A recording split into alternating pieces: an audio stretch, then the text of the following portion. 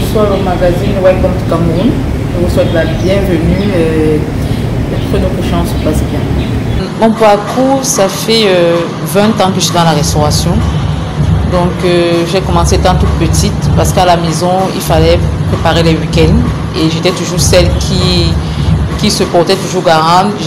J'ai 4 sœurs qui ne, je ne vais pas dire qu'elles ne savent rien dans la cuisine, mais qui ne voulaient pas faire la cuisine. Alors moi, du coup, je me disais toujours, je veux préparer, je veux faire ci, surtout les week-ends. Après, quand j'avais 11 ans, Carrément me donnait déjà la gestion des vacances. Déjà, maman faisait le marché, puis moi je préparais pour 15 personnes à la maison. Et puis après mon pourboire, je me suis dit, bon voilà, j'ai échoué le bac peut-être 2 fois. Qu'est-ce que je fais? Je me suis dit, bon, je me lance direct dans la restauration. Et puis c'est comme ça, là j'ai 20 ans.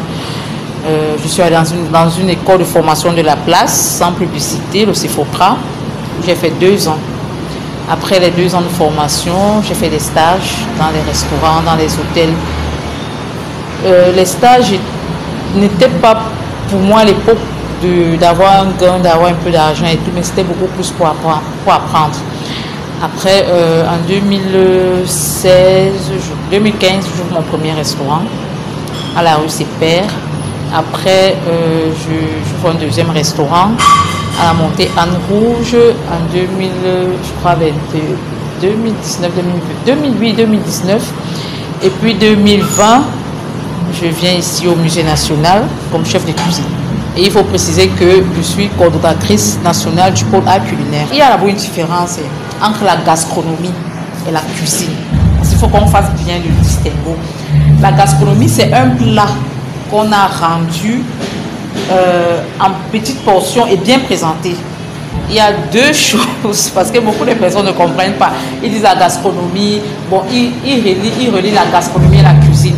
Par contre, dans le monde, dans le jargon culinaire, c'est 2 choses bien différentes.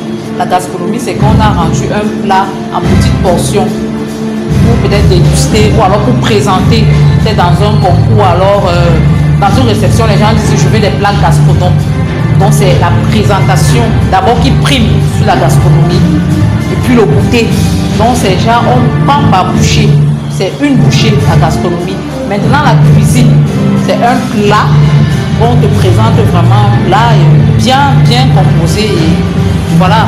Donc pour moi je pense qu'il faut encore travailler, il faut que les chefs cuisiniers camerounais puissent travailler ensemble avec le ministère des Arts et de la Culture pour vraiment que notre gastronomie soit une vitrine pour le Cameroun, parce que on a le football, on a ça, mais les gens négligent beaucoup la cuisine. Au Cameroun, je vais dire, j'étais un peu peut-être la seule chef ou alors le seul chef à promouvoir et valoriser la cuisine camerounaise, parce que quand on allait dans les rencontres, peut-être en France ou alors dans d'autres pays, les gens veulent faire un peu comme les Français et puis on laisse notre cuisine en arrière. Et moi, j'étais toujours celle qui disait non. Il y a le lolé, il y a le coq, il y a le héros, il y a le sanga, il y a le mets des pistaches. Pourquoi on ne met pas ça en avant? Je crois que c'est de là qu'est partie un peu la valorisation de tout ce que les chefs maintenant font sur les blogueurs, les cuisiniers, les stars et tout. Parce que c'était un peu ça, c'était un peu mon combat, valoriser la cuisine camerounaise qui est rare, qui est vraiment un joyau, qui est pour moi c'est quelque chose d'énorme. On n'a même pas encore exploité les 30% de ce qu'on peut faire sur la cuisine camerounaise. C'est la 2e édition que nous avons fait à Mouanko. La première édition était en 2025. La première édition était en 2022. Je connaissais la majorité des chefs qui étaient là-bas. Les chefs marseillais, on a travaillé ensemble 2 fois. Oui, 2 fois, parce que j'étais à Marseille 2 fois l'année passée. On a travaillé ensemble 2 fois dans le programme des... Non, la première fois, c'était le festival des cuisines africaines.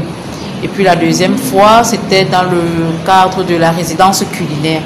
Donc, il était question que j'aille à Marseille, faire 1 mois, et puis essayer de travailler dans des grands restaurants là-bas, voir comment ça se passe chez nous, quels sont les mets qu'on met en avant, comment on les cuisine et tout.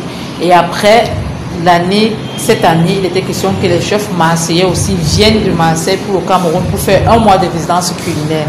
Donc, Ils ont fait pareil, ils sont allés dans les restaurants, montrer ce qu'ils savent faire, et puis il y avait une fusion culinaire. Et puis à Mouanko, il fallait faire des petits masterclass, présenter le Cameroun dans ses différentes aires culturelles, culinaires. Pas du tout facile d'être Madame Guillaume parce que il se fait d'une explication, d'insultes, mon messenger plein d'insultes, de menaces. C'est pas du tout facile. Il y a des gens qui ne connaissent pas la vie des gens mais qui insultent. Peut-être par ignorance, peut-être par suivisme, peut-être parce qu'ils sont sur les réseaux sociaux, mais là je n'en sais rien. Il y a une dame qui m'a insulté il y a peut-être 2 mois. J'ai mis la police judiciaire derrière elle, je l'ai prise. Quand on m'a appelé qu'elle est là, je suis là, mais je ne vais pas publier ça sur les réseaux sociaux parce qu'on allait dire, oh machin, vous êtes bon, tu te viens, c'est tout le monde, c'est qui parle, il faut servir, il faut quelqu'un qui sert l'exemple. Ah, elle est une vieille maman, ah, elle est ici, oh, elle est là, ça va dans tous les sens quand on fait une publication. Mais moi, ça ne me gêne pas parce que on avance, on a nos projets, on a nos vie de famille qui évolue normalement. On a tout ce qu'on veut en fait. On a grâce à Dieu tous les jours, la vie qu'il nous donne. Donc avec Patrick, c'est vrai que c'est pas facile. Parfois je voyage pour 1 mois, parfois lui peut-être 1 mois, 3 mois aussi.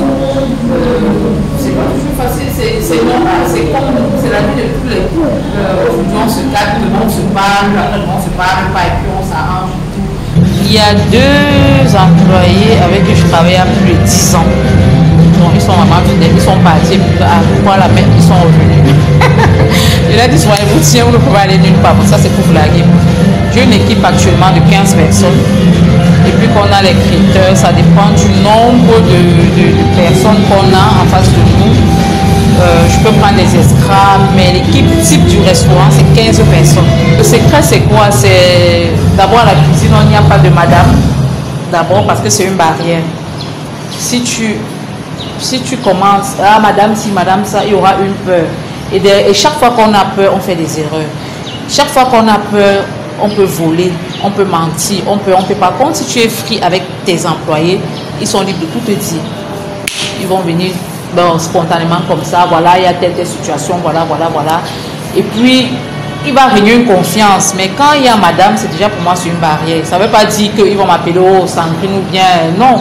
Il peut me dire chef, voilà. J'ai travaillé dans plusieurs restaurants, plusieurs hôtels, même chez les particuliers. C'était pour moi, ça me gênait un peu parce que c'était quand le patron arrivait, il fallait faire les coupettes comme ça, parce que le patron est là. Et puis je me disais à chaque fois que quand moi j'aurai un restaurant, je vais briser cette barrière-là. Sans eux, les critères ne vont pas sortir. Sans eux, on n'aura pas aussi les clients qu'on a tout le temps parce que moi je peux être devant puisqu'il y a déjà 2 qui sont formés. Parfois je ne suis pas là, je suis en voyage, il y a un critère de 300, 400 personnes, il reste géré. Et puis les clients me disent ah c'était bon, j'étais pas là, c'est eux qui ont fait le travail. Donc du coup pour moi l'équipe avec laquelle on travaille, parce que pour moi ce ne sont pas des employés, ce sont des collaborateurs. Le menu de ce jour, il s'agit du plantain pilé, le touba et condom, le gâteau de plantain et la sauce d'arachide à la pondeuse. Donc le plantain, on a pelé, on a épluché, lavé, on a mis au feu, voilà, à la vapeur environ 20 minutes. Après, on l'a pilé dans le mortier, ça devient comme le gâteau de plantain, qu'on appelle le touba et condom. Et pour la sauce d'arachide, on a écrasé les arachides, on a pétri la pâte d'arachide, on l'a mis au feu.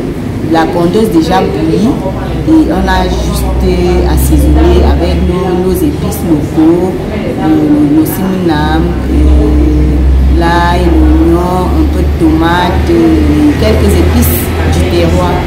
On peut utiliser la cuillère et comme on peut ne pas utiliser, puisque c'est déjà le toubé comme ça, le plantain, c'est au choix. Je vais penser à beaucoup de filles aussi de revenir dans la cuisine.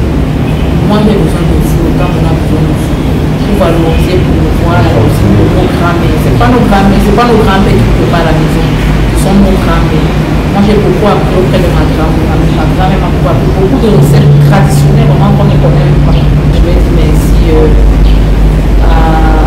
médias, Welcome du Cameroun, d'être passé et m'avoir prêté cette attention. Ça me touche vraiment. C'est vrai qu'il y a beaucoup de